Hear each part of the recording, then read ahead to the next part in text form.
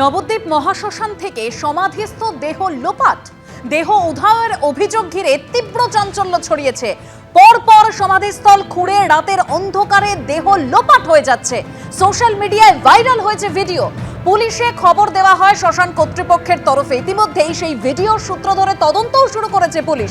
সমাধি ক্ষেত্রে বসেছে পুলিশ পিকেট।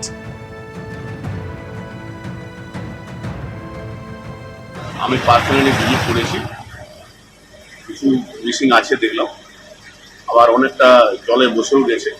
তো আমি যথারীতি ওই অভিযোগের ভিত্তিতে মামলা রুজু করেছি, তদন্ত হচ্ছে। আর আমি ইমিডিয়েটলি ওখানে as per order my superior guard place করেছি। 5-7টা এরকম গর্ত খোলা আছে, যেগুলো গর্তের মধ্যে বডি ছিল মনে হয়েছে, সেগুলো নেই। আবার সেটা কী হয়েছে না হয়েছে, যেহেতু কমপ্লেন পেয়েছি, এখন তদন্ত চলছে, এরপরে আমি আপনাদেরকে বলতে পারবো যে বাড়ি। অর্থাৎ পুলিশ বলছে তদন্ত চলছে, কিন্তু এলাকাবাসী তারা কি অভিযোগ করছেন যে শ্মশান কর্তৃপক্ষের মদত রয়েছে দেহ লোপাটের পেছনে। বৈষ্ণব সম্প্রদায়ের অনেকেরই দেহ সমাধিস্থ করার রীতি আছে। নবদ্বীপ মহাশ্মশান চত্বরেই তাদের দেহ সমাধিস্থ করা হয়। সমাধিস্থ সেই সব দেহ লোপাট করার অভিযোগ ঘিরে নবদ্বীপে শোরগোল পড়ে গিয়েছে। তা এই যে বর্তমানে এই যে চুল্লিটা চলছে, সেই শ্মশানঘাট চলছে, এটা পৌরসভা তত্ত্বাবধানেই চলছে।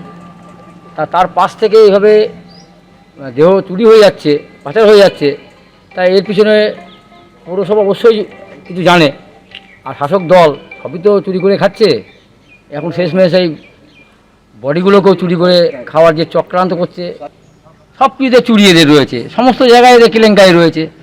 এই নতুন কিছু না যে এখানে বডি চুরি করবে, মানুষের দেহ বিক্রি করে খাবে, এটা স্বাভাবিক ঘটনা। এটা অভিযোগটা আমাদের কাছেও এসেছে, প্রশাসনিক স্তরে সেটাকে জানানো হয়েছে, প্রশাসন সঙ্গে সঙ্গে ব্যবস্থাও নিয়েছে।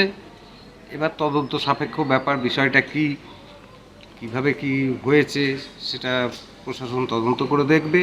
তদন্তে যারা দোষী, আমি চাইব দোষীদের চরম শাস্তি। বিরোধীরা অভিযোগ করছে এই ঘটনার সাথে তৃণমূল জড়িত, কি বলবেন? না, এখানে তৃণমূলের কোনো যোগ নেই।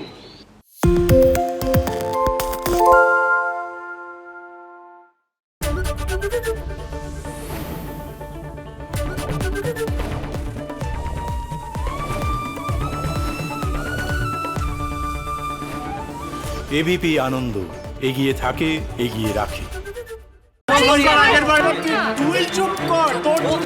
বাংলা ঝামেলা চায় না, বাংলা খবর চায়।